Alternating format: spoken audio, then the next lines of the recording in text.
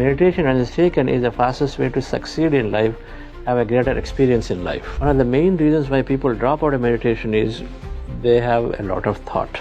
Yes, they cannot sit quiet because they believe that whenever they sit, they would just go blank. I feel, sir, that meditation makes you respond, not react. Awareness is there. In every situation, you're able to pause before you react based on the past. Your subconscious program slowly be identified and say, why am I limiting myself? There is a potential of infinity.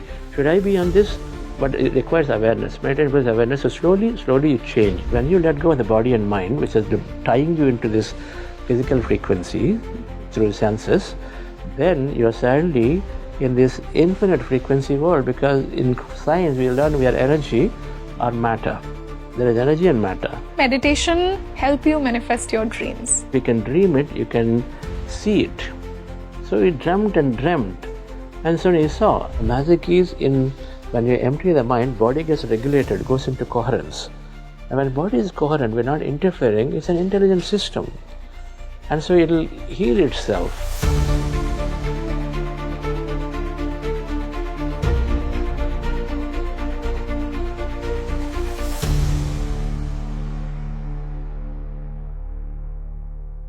Hello everyone, a very warm welcome on the show, and this is your host Rangoli Sharma. Before starting the podcast, do let me know from which part of the world are you watching this podcast. And I'm sure that today's podcast will help you a lot in your spiritual journey, because today we dive deep into the depths of meditation. I'm sure so many of my viewers have a meditation background. Meditation is a regular part of their lives, and I'm sure you might have evolved a lot in your meditation journey. Today's podcast will give you an insight into the depths of meditation. We discuss how does meditation rewire your brains, how does it changes your aura, your energy field, how can you better manifest things in your life with the help of meditation. Can you also tap into your past lives, or can you also envision future with the help of meditation? See, meditation can do a lot of wonders into your life only if you accept it. This is the podcast for you, which will define you the beauty of meditation and why you should make it a regular part of your life. And you know what makes it more special? A very special guest has joined me today for this particular session. He is a meditation coach, he's a corporate executive, and he's also the founder of Buddha CEO Quantum Foundation. I would like to welcome Dr. Chandra Polamarasetti on Speaking Tree. Chandra sir, a very warm welcome on the show. Thank you, Rangoli madam. This is wonderful to be back here with you, all of you. My gratitude to Speaking Tree and all the management, to you for doing this together. Quite excited. So I'm sure that today's podcast is going to be a very insightful discussion, because today we are diving deep into the depths of meditation. Sir, I do believe that people highly have this notion about meditation, that meditation is all about emptying your mind. But we don't think about the very fact that how meditation is actually the fastest way to fail. So as I begin this podcast, I want to start with the very idea that what are the biggest myths around meditation and what are the biggest mistakes that people do when, they are in their meditation journey. So let's start with that. Okay, wonderful. First of all, I would like to say it's the fastest way to succeed. Number one. Meditation is the fastest way to succeed in life. But it is the most fastest way people think it's difficult, and so then I'm not going to continue the practice because it's only for special people.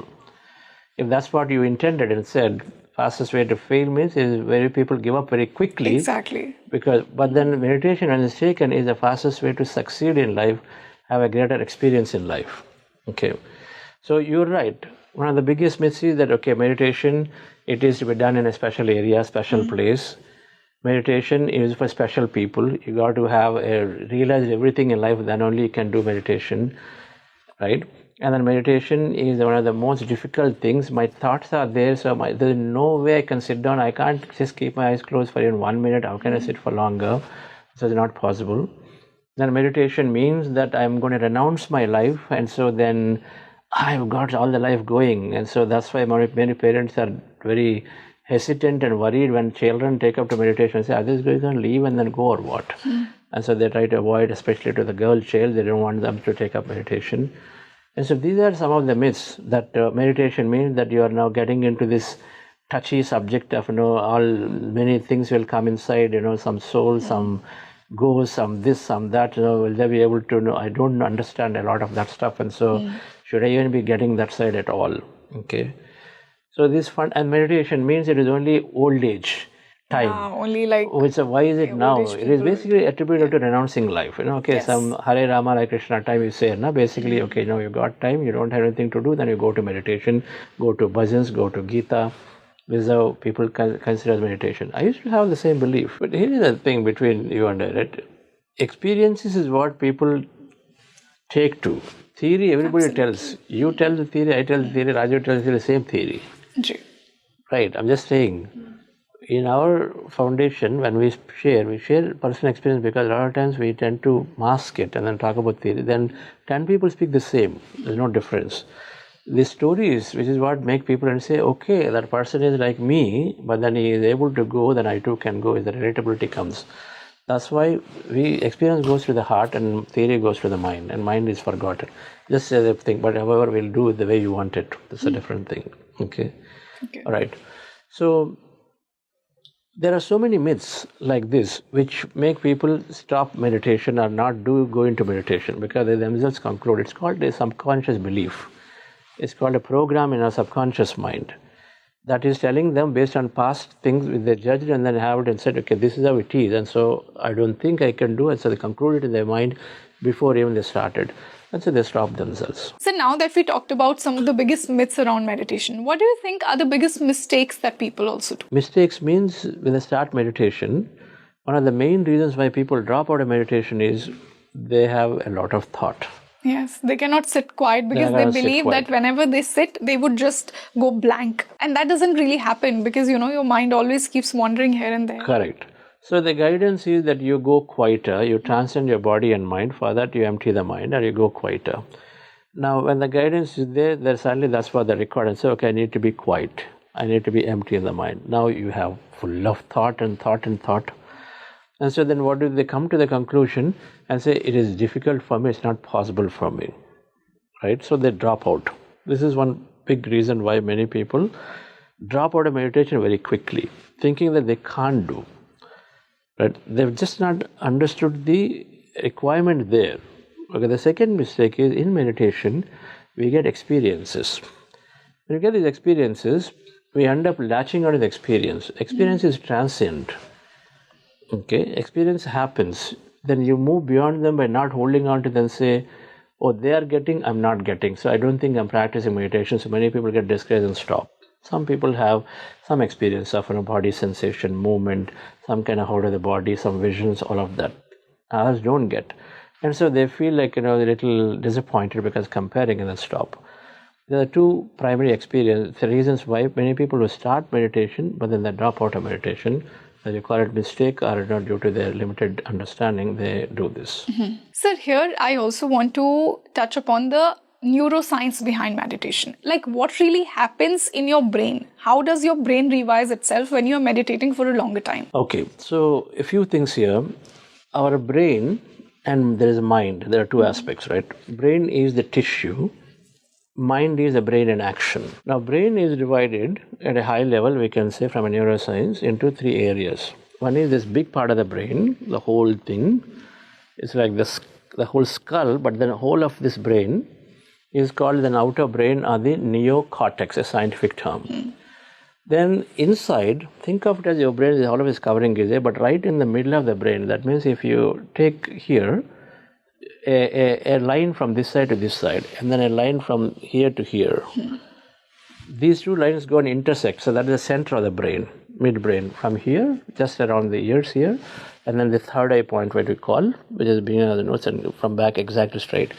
That's the midbrain. There is a small lemon-shaped sized small area. It's called limbic brain. The outer brain, neocortex, is called rational brain or thinking brain. Humans possess it big way. Animals rarely have. That's why elephant, for example, so for its size, its head is just flat. Human, their size, it's pretty big. right? An elephant, even though. So the small is developed a little bit, but not a lot.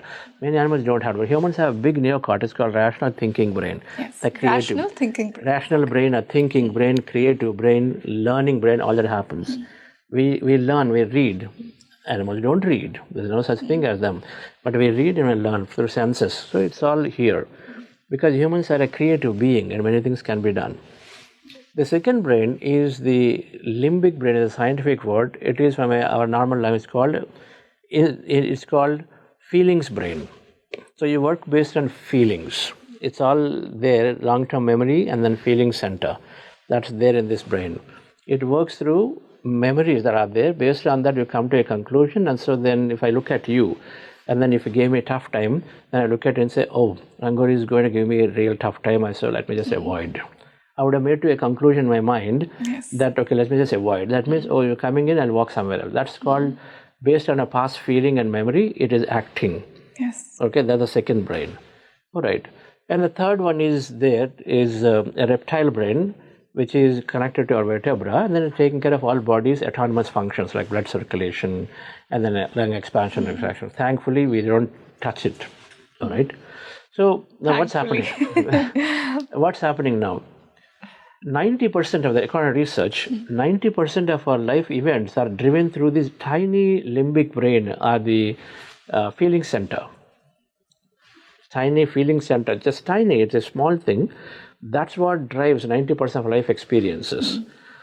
The big part of the brain, which is like humans' gift to consciously create something, to go in and create experience of new, like, all the technology or this or that, whatever that we are creating is all there in human conscious brain, which we are only using a tiny part of it. Our experience of life, less than 10% come from there. 90% coming from this second brain or midbrain. It's like driving or cooking. When you learn driving, initially you learn, it all happens through conscious learning. Eventually it gets recorded in the subconscious. So next time when you're driving, you several times you say, oh, I reached already office. How did I go? Last 30 minutes I drove. You don't even remember when you took turn, did you have a traffic or not? Because you have just gone through an autopilot mechanism happens because the subconscious mind learns. So that means the skill is there. It quickly learns, it quickly does it for you automatically. And so now, coming back to your original question, now by the way, these two brains are called conscious mind, subconscious mind. The inside one is called subconscious mind. This is called conscious. That means you're consciously aware of doing things. Subconscious means you're not aware and you're just doing things automatically. Here you're consciously aware. Now 90% of life is through the subconscious mind where things are set in there. I see you, oh, great person, let's go and then say hi. I see you, a difficult person, let's escape. Those are instant reactions, come based on a past memory wiring. Okay, so they're called subconscious beliefs, programs they're called. Now, we need to look into them to say, do I have a program that is limiting me or that is expanding me? Now, you may be a difficult person about last time I interacted. Now you may be a different person. Completely. But then I'm operating based on my past. And so then I limit myself there, right? So now we don't have awareness that when that person is showing up, the subconscious operates in a split-second response and things happen without even knowing. So we need an awareness to help us to pause before we react to that situation. Yes. That awareness is required. Exactly. And this awareness is not there. Meditation builds that awareness. And somewhere I feel, sir, that meditation makes you respond, not react. Right. So when that awareness is there, the moment you build that awareness, what is awareness in that moment? Knowing that, wait a minute, rather than just going away, that may be past, but now may be different. So let's just pause and then still go and say hi. That awareness to know that, okay, I can stop and then go. So awareness is required. When you are very stressed, when we are very stressed, when we are running around in the day-to-day, the conscious brain activities, there is a small area in the conscious brain called which is responsible for awareness. And that awareness area, other areas also are slowly diminishing in their activity because you're too stressed, thinking past, thinking future, worries, anxieties, everything. And this is all how we take it. And so when that is active, awareness center is becoming less and lesser. And meditation, as it quietens the mind, then it builds awareness. And so when the awareness is there, in every situation you're able to pause before you react based on the past. If you know how to change your behavior at that point, if you know what is a new way of responding, then you will implement that. Okay, what is the new way of responding? If you came across as a tough person before, maybe you should change person. Let me say hi and then just keep quiet, not say more. Maybe that's a way. One way of responding, right? Another way of responding, give something and go away, maybe. So we need to know how to respond differently, and you need to have awareness.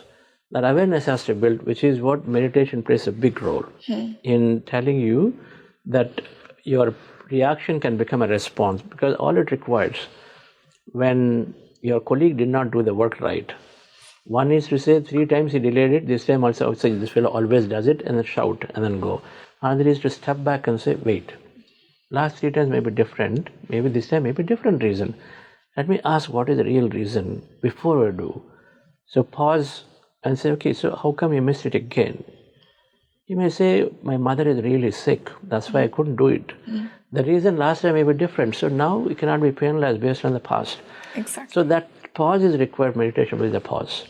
So it gives you that pause. Gives you that pause.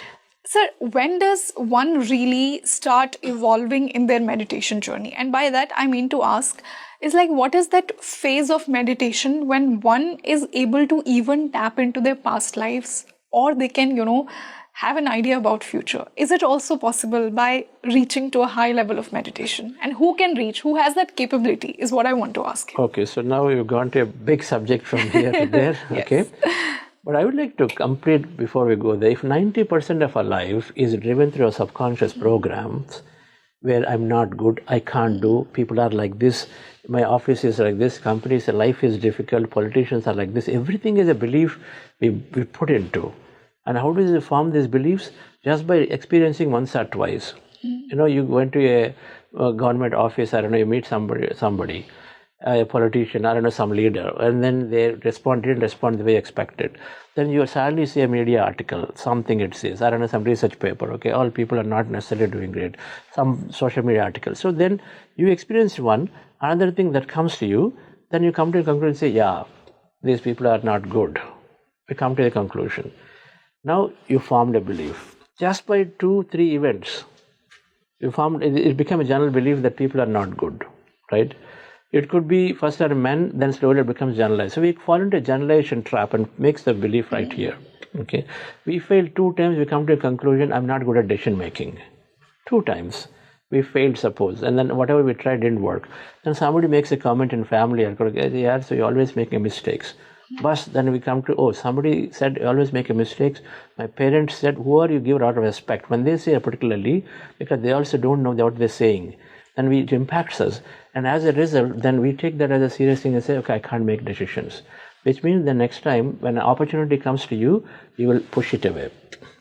This is how you push away your opportunity, because you made a conclusion that I can't make decisions, and then because of some issues happened before, you come to the real conclusion, I can't take it, and you don't take opportunity because you feel that it's going to impact people again. So what we need to do is to first understand that what programs do I have? Yes, absolutely. What programs do I have which are limiting me? It's called limiting beliefs. 90%. So we need to fix that. If you fix that, your life changes. If 90% is about I can't do, I'm not good, people are like this, complaining, or no, you come judge about yourself, then you limit your potential. Now, on the contrary, in Vedic system, and then in entire spiritual science and spirituality, is said that you are the whole, you are the existence.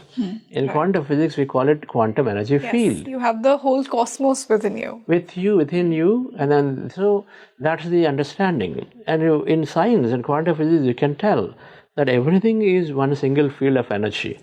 You and I, ultimately composed of elements which are inside electrons, neutrons. Now, quantum physics discovered 100 years ago that even those electrons, neutrons, protons are also energy by default. So everything in our body is all energy. Everything around is energy. This is quantum physics, a proper science. Now, how does the energy show up as matter? Observation. The double-slit experiments are there. So through observation, in spiritual science, it's called Yad Bhavam Tad Bhavati. Yad Bhavam Tad Bhavati. Yad Bhava, as your bhava is Tad Bhavati, that's what happens. Okay? And or Ya Mati Sa Gathir Bhavid. This is from Uttar Gita Shloka. Okay? And so Yamati, as your buddhi is, then sa gatir buddhi, your beauty, the thing is there. So it's called no thoughts create reality, law of attraction, all these things are there.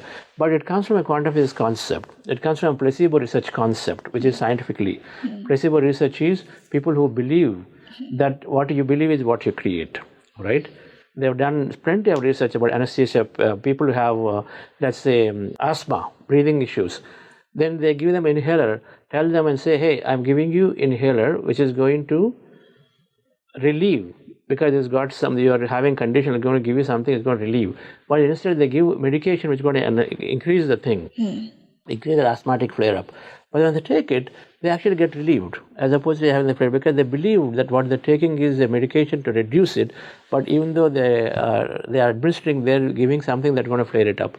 So what you believe it creates. So there is placebo research, there is this quantum physics thing to say that our thoughts create reality. And so people who have these limitations in their mind, saying that I can't do, it's not possible, my life is like this, my stance is like that, my background is poor, and so then I can't. Some people say, no, you try to apply for a job. No, I don't have an IIM degree or no IITs, so I don't think I can get a job in Google. Our Times of India requires special thing, so I don't. You stop yourself. Exactly. All right. On the other hand, you say that everything is possible within me. You understand that, and limitation is a subconscious belief which we have to remove. So meditation is a great way to recognize what my limitations are. The limitations are like truths, so you can't come out of them. It's a truth, it's a false truth, because everybody says, if you don't have IIT degree, it's difficult to get in there. Everybody says, so you believe that it's a truth. Limiting yourself. But you think it is a truth, so it's difficult to identify and say it's a limitation, because everyone says the same. You understand? There's a difference between negative thought and a limitation, because it became a truth in the world. 8 hours of sleep is required every day? People say that, yes. 8 hours a day is required. Everyone should have a proper 8 hours. 8 hours, 7 to 9 hours is written by medical experts. Now, of course, we give so much authority. When medical experts say 7 to 9 hours, we also fundamentally believe. Yes. Right? But then there are people who sleep for 1 hour, 2 Exactly. hours, 4 hours. So then how is that they're doing in the same body? But How then are they someone's doing- surviving? Yes, exactly. It's called mind to matter. We understand that what you try. Now, when I came into meditation, I was a strong thing that, okay, I have to sleep for 8 to 9 hours. I was westernized. I lived there, plenty of it is written, all that read. But after coming to meditation today, I consistently sleep for 4 to 5 hours. All right? So, sir, now that you mentioned about sleep, so many people think that a good meditation routine can also replace your sleep. As you rightly said, that if you have a sleep for 2-3 hours and if you meditate for 2-3 hours, you can compensate for that. Like, is there some fact behind it? Do you think because what happens in meditation, it takes you into this delta state, which is called the sleep state. Theta, delta states are the brain waves. They call the sleep states.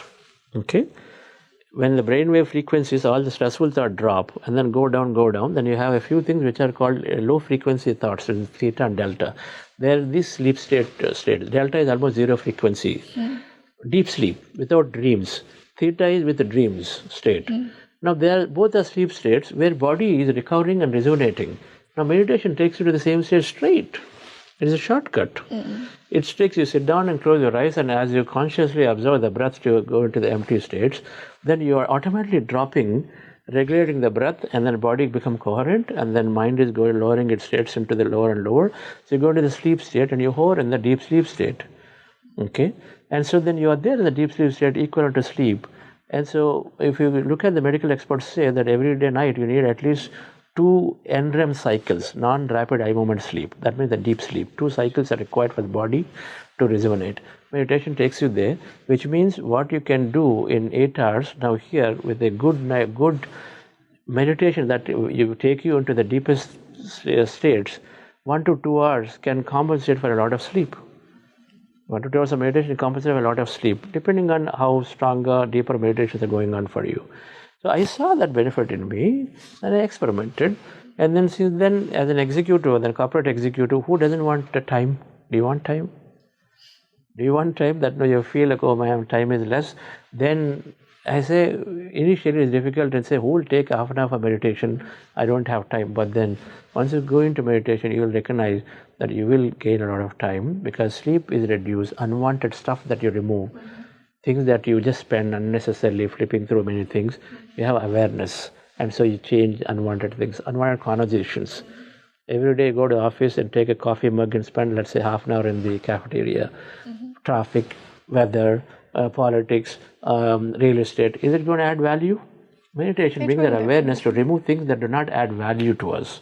Instead, you directly go to what enhances value, let you back focus on your goals, things that you would like to experience. That's how your subconscious program slowly be identified and say, why am I limiting myself? There is a potential of infinity. Should I be on this? But it requires awareness. Meditation requires awareness. So slowly you change. You transform, your life changes because 90% is here. Absolutely. 90% is changing. So naturally, it seems like everything is changing. Okay? Beautifully said. Now going back to the question of astral travel, we understand a little bit about what happens a little bit in meditation or what is this astral travel concept. Yes. And how does it, meditation makes you go there? Right. When there is, let's say, a owl or a bat. Now, bats can hear that you can't hear. They can see things that you can't see. Do you say then that the things that see do not exist or they exist? You know that they exist. Some sounds animals are able to sense very early on, which we can't able to sense through an energy state and the feeling they receive, right? At a very low, human ear can hear 20 hertz to 20,000 frequency. Anything above and below, it can't hear. Doesn't mean that lower frequencies do not exist. So they all exist. Mm-hmm. You want to understand this as a frequency that we can tune into with a certain limitation of the human body. Eyes can only see less than 0.1% of the overall spectrum of light that is there, our eyes. We can't see X-rays. We can't see radio waves, which are this side and that side of the spectrum.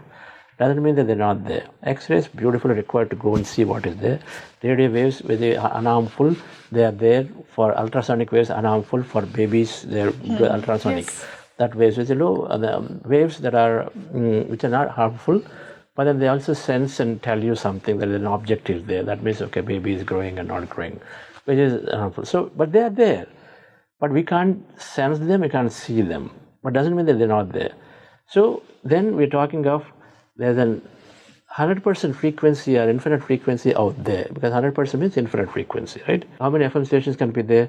91.1, 91.11, 90.12, yes. Like that you can go to any number, right? Yes. Like that, the frequency is, if you go and say any number is possible, then frequencies are infinity. But we, as physical being, we can only see some with physical sensory perceptions, okay? But then everything exists. Now, this is called an altered sets of frequencies that are there if only you have a way to sense into them, if only you have to experience them. Okay. Physical body, you are limited by what you can see based on the eye or the ears, way they are designed. Then you got to leave them. If you leave them and then go to the altered state, then of course then you experience that is what is out there. Okay. As long as in the body, you are a sensory being, so always you're looking from ears or seeing, eyeing, eyes or smell or touch. That's how you're trying to experience everything, right? Sure. And so that has to be removed. Okay? Your mind has got a thought, which is also holding you, binding you into the form. Because what is mind is telling, okay, I have a meeting. That means you've got all the people thinking about which meeting you have to do. That's also hold you in the physical plane.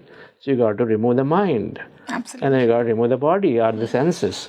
That's why meditation is about withdrawing senses, and then it's about dropping the thought of the mind, which is holding you here. So when you do these two, then you sort of let go of the material earth frequency, let's say planet earth frequency, or the physical frequency. When you let go of it, then where are you? This is where the quantum physics concept comes. When you let go of the body and mind, which is tying you into this physical frequency through senses, then you're suddenly in this infinite frequency world, because in science we learn we are energy or matter. There is energy and matter. Energy becomes matter. E equal to mc square, energy becomes matter. There are only two in quantum physics. It's all energy or some matter is there. Energy to matter is through observation. So, but whatever, there are two states. When matter is forgotten, what are you? And you are in this field of energy, that infinite frequency world. Okay. It happens in sleep, where you're forgetting about yourself completely, all right? And so you slip into, now what is the states called? That theta delta states, very, very, very low frequency thoughts, almost non-existent. And so then you're connecting into beyond your physical sensory perception, beyond physical identity, you're connecting to everything else out there. Then you're tuning into what's out there, okay? And so because of which, then you are experiencing something different than what you experience. We call it dream, and then because we don't know, we dismiss them. But then they are beautiful way of seeing into the other frequency worlds. One part of it you got to understand. They are seeing they are experiencing the 100% frequency, because when you forgot the matter, then you are the energy. Energy is all, including the matter in it. So you're experiencing 100% of everything. A small part is the matter, physical aspect of it. A big part is non-physical aspect. That is all there, which you have access to now. Okay. So now, past and future. You talk about go behind and past and future. What is it? Then we have to understand. I brought in this concept of our life is a set of experiences, and they are there in the mind, which is thought and energy, experience. Brain is a tissue which is only for us to experience a certain feeling based on what you are doing, so that we have a feeling of doing something here, right? But that experience, which is in the form of thought or a memory, is in the field of energy. So it is there in the energy field. When I say thought, what is thought? Thought is energy. Absolutely. As a frequency. So it is there, originated in this field. Then that is taken as a trigger into the brain, and so then there is a chemical produced for us to feel good, okay, great feeling, or difficult feeling, nice feeling. All that happens for us to experience life at that moment. So our life is nothing but a series of memories and experiences. So they are all sitting there in the field of energy. Now, so they're all there. Our past is there. Childhood memories are there. All right, everything is there. Now we don't recollect. We say we're forgotten, but the actual information is there. Your computer, you stored 1 lakh photos. You're not able to access. Doesn't mean that they're not there. Yes or no? 1 lakh photos are there. You are not able to access them because suppose people don't know how to look at them, they can't access them. You say they're not, but they're all there. Right. They're all there for 100 years. Recorded. Yes or no? This what is stored here. If the computer hard disk is preserved, it will be there for 100 years, 200 years too. Doesn't mean that then 100 years later you say, oh, there is something out there, I can access it. So is the case with our experience. They're always sitting in the energy field as energy, and they need to be accessed in some way. That means we have to go into a plane where we can access them. That means we go into the energy field to access. Right. So meditation takes you to the field of energy. When you let go of your physical experience, you go into the field of energy. When you're there in the field of energy, then you tune into it. But then, sir, why it doesn't happen to everybody? Like, not why every meditator can reach to that level. Why should it be? Because it's why somewhere. Should it be? Because it's somewhere apart. Everything based on the practice, right? Why we all trying for IAS officer? Why is not everybody becoming IAS officer? They don't want to. Huh? They don't want to. It's based on the practice. Yeah. Right? Based on the practice, some people want to do, but they're not able to do. Why? Because then is where the concept of past karmic connection, some of those will hold them back. We don't see it that way. A parent necessarily may not see a child wanting to really sincerely work, but then a certain past may be holding the child back. But the parent thinks that, okay, he's just not concentrating. They don't know. And they put a lot of stress onto the child and say, you're not concentrating. Look, your parents are able to score. The guy is struggling, his sincere intention is there, but suddenly some health issue comes, suddenly his mind is not able to concentrate. Why? There is a past consequence impact is there, which they don't understand, they put pressure, and he also doesn't understand, starts self-judging, and so then things don't work right. So the thing is, everybody is working, everybody is always want to give the best. Don't you want to give your best anytime? Definitely, all the time. All the time you want to give your best. Yes. Understand that every human wants to give their best when it came to. Who wants to fail? Yeah. Everybody wants to have good experience. But the sincerity of their doing it, some of the past that's coming in the way for them, so they're not able to go past. So that's why whatever in office and everywhere, we all want to do our best, but some go forward, some do not. It's only a temporary measurement at that time, understand it. A deadline has to be reached. A marathon, everybody will cross, but you only go to the first 10. If somebody is sincere, everybody will cross a marathon, yes or no? Yes. One may do in 1 hour, another will do it in 4 hours, but if you give them the time, they will do it. So understand that if you have sincerity, I will complete. Now, measurement of success or noticing something is based on a certain time period. That's all. We say, okay, first 10 or first 1 hour, whoever done has finished it. Same thing with experience of meditation also. Your sincerity matters. Eventually you will do like marathon. If you're sincere, you'll complete the marathon. Understand the same. Everybody is eligible for them because everybody is energy and everybody has got matter. So you transcend the matter, you go into energy, you got to give your time. But there are various conditions of why sometimes you cannot go, somebody else can go faster. That condition is nothing but how much practice you had, if not this lifetime, in a past lifetime. Exactly. Okay. If you had a What lot of journey past you're life, carrying from the previous lives. Yeah. just like you have some experience here, right? Now, when you go and then take a next job within your group here somewhere, will you start doing the same thing what you've done, let's say, 2 years ago? Upgraded things, obviously. You want obviously Updated. something Yes. newer, Yeah. right? And so you start there. Same thing in meditation also. If somebody has practiced enough before, like a job changing when you're doing, and then you want a new job, new role, new experience, same way, where we left is where you start. People who are going to hire you, we're going to take you based on what experience you have, so that they can jump start with something higher. Same thing with meditation, when you start from where you left. And so then beautifully, some are progressing seemingly quickly, some are not. But recognize everybody is on the path.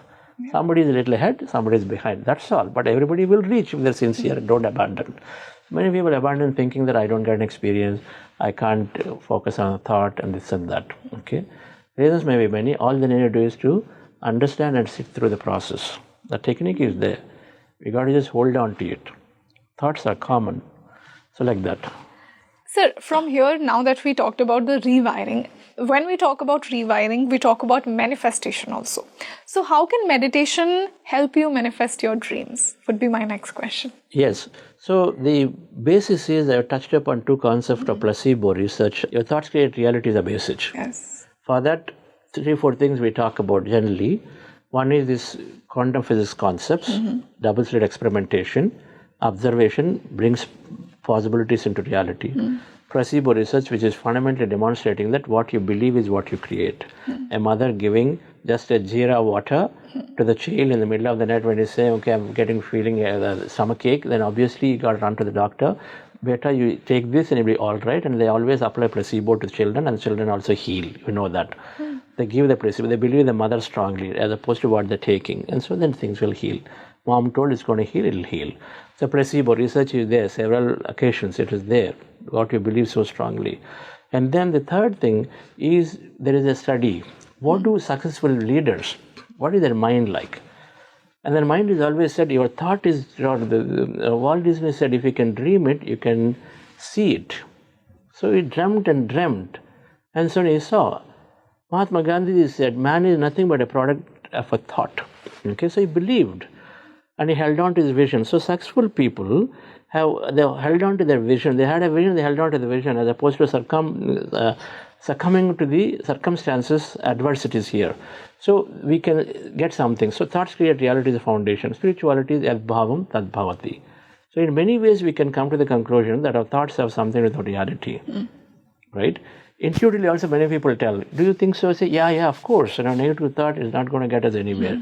Intuitively they tell. That means they already have some inner answers. Exactly. So that's the basis. So if thought creates reality, then the manifestation is all about focusing our thought onto what we want. Today I want something. Tomorrow suddenly somebody is having a real estate conversation. Today I say, okay, I would like to build a nice 2-bedroom house and be here. Tomorrow someone says, you know what, that special builder is coming and building some eco-friendly home 20 miles away from there, and it's all starting, oh, maybe not this one, I want that one. Now you suddenly change. Day after tomorrow someone says, okay, Dubai, something special is happening. Oh, I anyway have Dubai job, so I think maybe I should build a Dubai home in Dubai, not here. So we're not sure about what we want, number one. We keep changing. If our goalpost is changing, is it possible to put a dart? It's not possible. First of all, I got to fix what do I want, right? So that mind, which is going here, there, has to come back to paying a little bit of attention to say, what does that really matter to me? What do I want, number one? So is manifestation about focusing your thought onto things you really want. So number one, identify what you really want. Number two, then put your attention and focus onto it, right? Number three, do not limit yourself with those limiting beliefs. Even though you have a vision and a dream that you want to have a house or you want to grow, limiting belief is telling you, I come from a poor background, I don't have enough finances, my salary is so less now, how is it possible? It will take 30 years. It's called linear thinking. But quantum field is saying infinite possibilities. Every possibility can happen, irrespective of what your current circumstance is. So we have to know clearly what I want so that you can really be passionate about it. Then second, you train yourself to train the mind to avoid this randomness, to be focused. Third, look into your subconscious, say what subconscious limitations I have which can hold me back, because they keep projected automatically. Like when you're driving, before realizing that driving skill is ultimately took the turn, saved you, is driving for you, autopilot is happening. If the autopilot is limitation, it will stop you. So you got to look at and say, is my subconscious mind is telling me it's not possible deep inside. I know I'm looking, but am I dreaming? Is it not possible? I don't think so. None of my family members tried, they failed. I don't think I can build a house by myself. It's not possible. I should just rent a little bit and then stay. That subconscious limitation is there, right? So that's one thing. Third thing you have to remove. Okay, some of these techniques are there. All of them take you towards focusing of what you want and then putting your attention on this manifestation. And visualization is a fourth technique around it, which is to increase your energy towards what you want. Okay. Visualization is feeling the future before it happens.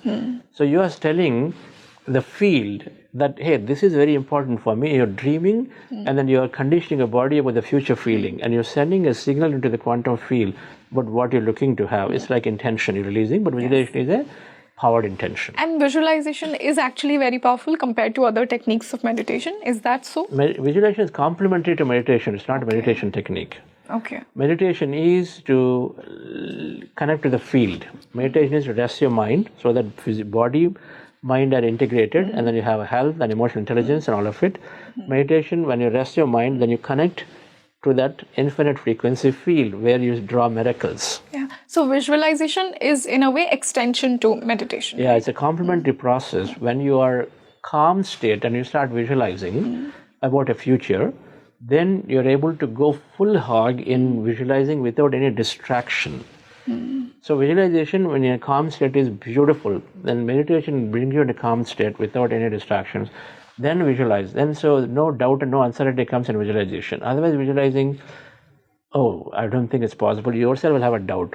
After meditation, regular practice meditation, you're in a calm state, then you're not seeding doubt into visualization. If you see doubt into visualization, that manifests. If you see a negativity visualization, that manifests. Because the field is simply response, positive and it doesn't matter. So visualization is a complementary technique, is best done when you are in a calm state, and meditation is a great way to take you into the calm state is one, and the meditation state which is connected to the field, which is sort of telling you what is important for you. Lovely. As a lot of things practice we'll get to know. So, sir, is it possible that by meditation you can manifest anything that you want, be it a career that you require, be it a person that you want?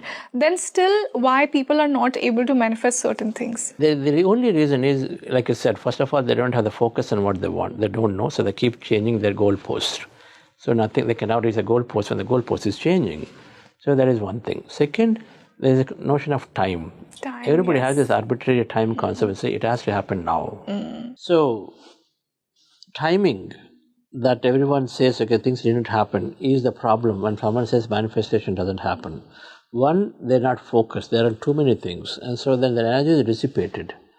But still, they're looking for them, so they'll have to find them. Okay? But the timing, if you're searching for something in your home, and if you got half an hour, you don't find and say, oh, it's difficult to find. Somewhere you concluded and say it's difficult to find because you're timed with cascading. But if you continue researching, are you sure you'll find what you're looking for? It is there, you'll find. That item is there, you know. You have to find it. But if you give enough time, you'll find it. And when you know what item is there. Manifesting exact concept. When you are consciousness, everything you're looking for in the field, you just got to find it. How do you find? Through your thought and your feeling. And how long to find? Just like a house. If it's a big house, it's going to take some time. Keep doing. But you know it will be there. You desperately want it, you'll find. But when you say, choda alternate, I have something else, then you leave it and go. This is what people do. They leave, not knowing that the science is same. It works. It is there in the field as a possibility. I've got to continue to dream and imagine. Now, how long does it take? Not in your hand. Absolutely. Can you confirmly tell you if it's got a 10-bedroom house and it is some tiny thing somewhere, it is there, a golden pin? Can you tell how long will it take? It depends on how much is there. So here infinity is there. So we got to continue to visualize a dream and then meditate. And what meditation does is to accelerate it. One is focus on what you want. Second is visualize. So you're giving extra intention. Meditation, then of these infinite possibilities, where all you search in the home. The home has got like thousands of items. Where do you search? Which area to search? You sit down for meditation, you're trying to find keys, and suddenly some thing comes. Hey, go into that, it's not here, it's in the car glove box, go and search there. It gives you the clues, messages to shortcut the process. Okay? You are a student, you're trying to apply, and then you are like, you've got 50 targets because you don't know which one to apply. Right? And then you're doing. So if you meditate, then it may give you and say, hey, apply to this particular thing, this particular university. That's what happened to my daughter. And so apply to this university or that thing. And so then you go and then it shortcuts the process. Okay. A business leader is meditating and then he is trying to figure out which area to present very well to the client so that it is impressive. He's not able to make a big project, many things is given only 20 minutes. Which one to present so the client gets impressive? 20 minutes may have to present something very useful. So you're not sure, meditate, something will emerge. So meditation, when you're not sure, now who knows? The guy who has the big picture, consciousness has the big picture. It knows you, it knows the other group on the other side. And so the concept of events that are there already happening in past, present is all there simultaneously. It knows, somebody is above, it knows that okay, they all will be respond to something like this area. So it gives you the clue because that's your intention. The field is there, and I say the field, quantum energy field of consciousness is always paying attention to you and me to make us experience what we want because we are designed for that system. And so we ask and we patiently wait. So you there in meditation, you get those messages. Then you get, that's called intuition. We call that intuition. Intuitively something, meditation, you get a direct knowing a message. Otherwise, when you're writing a presentation, intuitively feel, oh, this must be really good. You feel that's intuition playing, consciousness playing through you. And these are developed greatly with meditation. So that means you can manifest faster, right? You keep looking, here you manifest faster. But time is control. So yes. So one limitation that we should remove when it comes to manifestation is to think about the time. Time aspect of it. Yes. You don't put and say it has to be 3 months, 6 months. Now some people have this thing that, admission means next year, it has to happen next year. No. Admission next year. Now, is that true? Right now, a student is graduating. Now the question you have to ask is, are you passionate about admission into that place? If you're passionate, like some people who want really IAS officer, they go second time, third time, fourth time. Then eventually they succeed. So if you're passionate, wait. If you're passionate about getting admission, if not this year, next year will come. You are just simply want a very top university without knowing why you want. That's where the thing comes. Why do you want to be in a top university? Why not top 10? Why did you fix that? Have clarity. Do you have why that? Why not top 10? Why top 10? Why not top 50? Do you have? Other than, everybody is saying top 10, but maybe that's not the right thing for you. Do you know what's right? So then you go into the next question. What is it that I want really? Meditation will give you answers. Saying that, okay, you based on your interest, this and that, now this is a place I want to live as opposed to the university because that place is going to get me to experience that nature there beautifully and so there. Okay. So time has to be left. Instead, we have to start looking for what is it important for me. When I'm asking for something in manifestation, most people miss that. Yes, absolutely. Right? So meditation gives you clarity. So sir, now to bring an end to this wonderful podcast about meditation, you focus on breath meditation. And for any of my viewer who is watching this podcast and they want to begin their journey in meditation, or they are in the middle of the journey, or they want to advance, how can breath meditation help them? For the beginners, what is it exactly and how can they make it a part of their life? Great. In fact, we will do a short meditation. Sure. By the end it is so easy. And so we'll do the meditation. The technique is 30 seconds. Sure. So the technique is simple. It is to rest the mind. Rest the body and mind. Right? Can we do it right now? Right now we can do. So I'll tell you the technique and we're going to do. Okay. So the goal of meditation is to, as we said, rest the body and mind. So for that, first we sit in a very comfortable posture. We don't need to go into a yoga mat. We can just be like this where you are, in a sofa, in a chair, or if you prefer on the floor, sit on the floor, right? Be there in that situation like this. Be comfortable. So then, spine need not be erect, by the way. Okay. You can just rest your spine if there is more comfort to you. Okay. All right? So that's number one. Number two, the second thing is that we cross your feet at ankle, fingers into fingers, and then hands in your lap comfortably. Right. Anybody wearing spectacles, they remove the spectacles, not necessary. So there are three things we do, and close your eyes. This is the body posture. Just by doing it, we're already removing a lot of unnecessary distractions, number one. Number two, what we do is to now empty the mind. For this, we are attending to our breath, resting our attention anywhere on the nose. With your eyes closed, attend to your attention on your nose at a point, and then there you observe your breath going in and coming out, natural breath. So we are closing our eyes and then resting our attention on the nose, preferably in the middle of the eyebrows. We call it the third eye center, or anywhere on the nose. Put your attention there and notice your natural breath. No pranayama here, just natural breath. The way it's there, inhalation, exhalation is happening automatically. Observe it. And you observe your breath, your natural breath, slowly and slowly. Our thoughts are becoming lesser and lesser. We become calmer and calmer. And you be in that state of calmness, whatever that may be. If thoughts come and you notice thoughts are there, be with your breath. When thoughts are there, be with your breath. And as you observe the breath, slowly thoughts are coming down, mind is going to empty a state.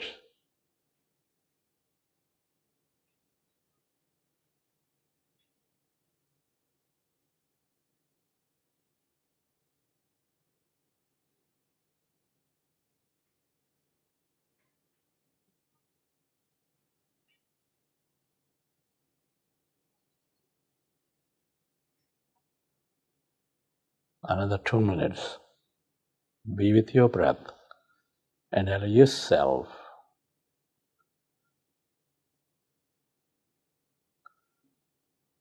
to notice the in-breath and the out-breath, and allow yourself to slowly go into that emptiness, the calmness.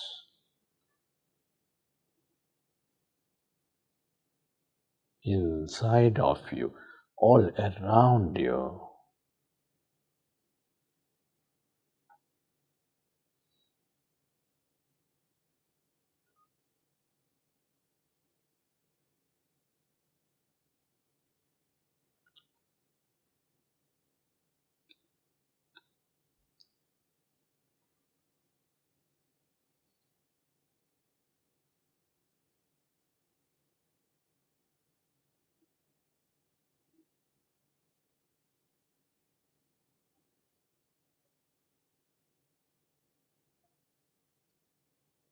If you notice thought that you are thinking, go back to observing the breath and slowly go into calmer states again.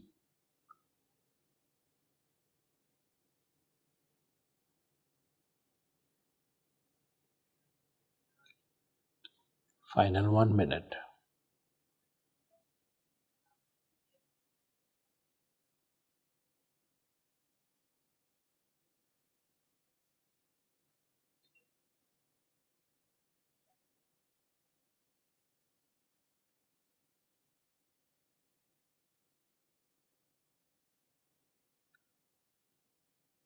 It is natural to have thought. So do not judge, be kind to yourself, and simply go back to observing the breath.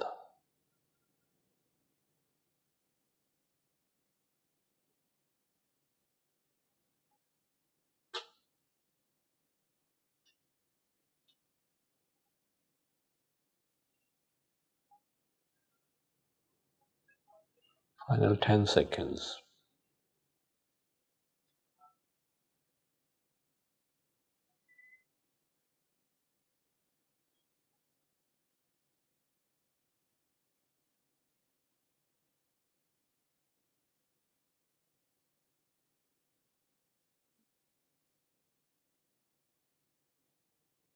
Observe the breath and allow yourself to slowly experience calmness, emptiness.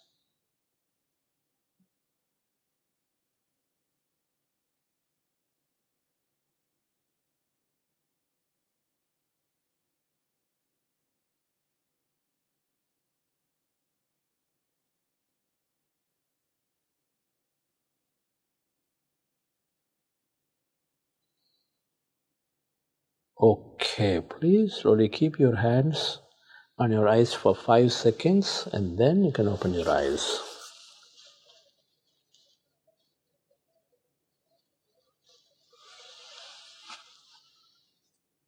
Wow. Everything seems clear. Okay, this is the technique. It's seemingly very, very simple technique. Now it can be practiced by a 5-year-old onwards Yes. or somebody very seriously sick, ill. Observing the breath that they can Exactly. There was no pranayam, there was no deep breaths or anything, just normal, natural do. Normal breath. breath in a comfortable posture. Yes. If they are not able to sit, lie down and then do it. And eventually the body will support them to sit down. Sitting down is the ideal thing, but if they can't, it's okay. Lie down and do it. True. And then in due course, body will support based on the sincerity. First step. This is it. This is what Gautam Buddha taught. This is what Patriji taught. This is what many people in different forms are taking. Buddha Seva Foundation also taking significantly. But simple, and many say, just calmly sitting, doing nothing, how can it solve so many things? But the magic is there. The magic is in when you empty the mind, body gets regulated, goes into coherence. And when body is coherent, we're not interfering, it's an intelligent system. Yes. And so it'll heal itself. And then emotions, that pause comes, where we talked about. Mental abilities increase. There's a research by Harvard scientists, many of them, general research is there. First one, Sarah Laser, in 2005, neuroscience research to show that how meditation is increasing neural capacities. The brain has cells called neurons. Their capacity is significantly increased for long-term meditators. So that means your areas of the brain, the capabilities of the brain, or abilities of the brain are increasing. Yes. Right? So body heals, our abilities increase. That means you continue to read, write, synthesize, create, and many things that happen. Visualize, right? Consciously make decisions. That the emotions are getting better. So first, human life is greatly there. Then you get to other aspects of manifestation to be able to visualize and dream and get clues from there. Then you make most out of it. All right. So this simple practice lies in number one, resting the mind has significant benefits of the body and mind. Second, by resting the mind, you're going to connect with that field of energy. We spoke briefly, where infinite possibilities exist, and so you tune into them, right, and receive them. So both of them happen through this simple technique. And sir, if one does this meditation over a longer period of time, what would happen in their energy field? Like how would their energy be? Is what I want to end the podcast End the with. podcast. So our thoughts and feelings are energy. And so people who regularly meditate come into more balanced, coherent state, peaceful, calm, more joyful. There's sufficient neuroscience research that say that when you meditate, a lot of good chemicals, feel-good hormones are produced. And so then you generally are in a good state of feeling. Now your feeling is good, your thoughts are good, the electromagnetic energy around you is always expansive and then it shows up beautifully. Everybody has an energy around them. You call it aura, you call it field, whatever, but it is there. And so a meditator is generally in a composed, calm state, thinking positive, always appreciative and all that. So you have a good emotion. So good amount of energy around them. That's why when you are in company of meditators, you feel good because you are in a good energy around you, which is, if I have an appreciative energy, then you're sensing that appreciative energy, a high frequency energy. So that's what will happen for people, meditators. They are walking high energy, high emotion energy field, and so it rubs on to them, others around them. Okay. Wow. So if you are sulking and if you are angry, family members sense it because their energy field is that. Exactly, they're connected to you. Connected to you. But if you are joyful, they all say, oh, wow, you are doing so great. Okay, how come you are wonderful today? They also connect with you. That energy rubs depending on what we carry. So meditator generally is carrying a good high, we call it high vibration or higher emotion. Higher emotions, lower emotions are there. And so the higher emotion is what you go into, which are friendship, which is wholeness, oneness, blissfulness, adventure, love, kindness, compassion, gratitude, all of this. So I'm sure, sir, that today my viewers will get the maximum benefit of this podcast and they will make meditation a regular part of their lives. At least that's what our intention was. Because you explained so beautifully the inner work that meditation does to you and how it can increase your energy field. So I'm so grateful that you joined us today and thank you so much for all your wisdom. Thank you, Rangoli madam. You made it so simple. We are flowing and asking very relevant questions. It made my job very, very easy. So thank you for asking some wonderful questions. I do feel that these techniques are simple. That's a very inclusive, irrespective. The technique we practice is no religion involved here. Everybody can do it.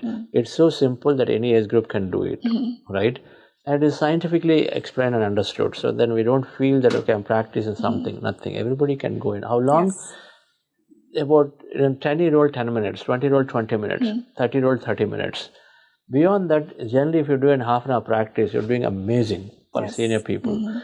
Youngsters, 15 minutes practice is just incredibly good, right? Mental health is beautifully created by meditation.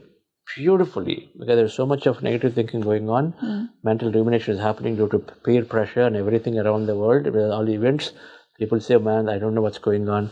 You sit down and calm your mind, and then mind becomes strong, right? So many benefits are there. So thank you for having all these nice things and then getting this thing on. My pleasure, sir. Thank you so much again. Thank you. So you tell me in the comment section, how did you like today's podcast? And do let me know from which part of the world are you watching this podcast. Do you meditate regularly? How has meditation changed your life? What changes has it brought into your energy field? How it has strengthened your aura? How have you manifested things in your life through the help of meditation? Do let me know what wonders has meditation done to your life and what kind of meditation do you regularly follow? This is your host Rangoli Sharma. I'll keep bringing you such insightful discussions which will help you evolve in your spiritual journey. Also, do let me know in the coming podcasts which more topics should we discuss with sir. I'll see you in another podcast. Namaste.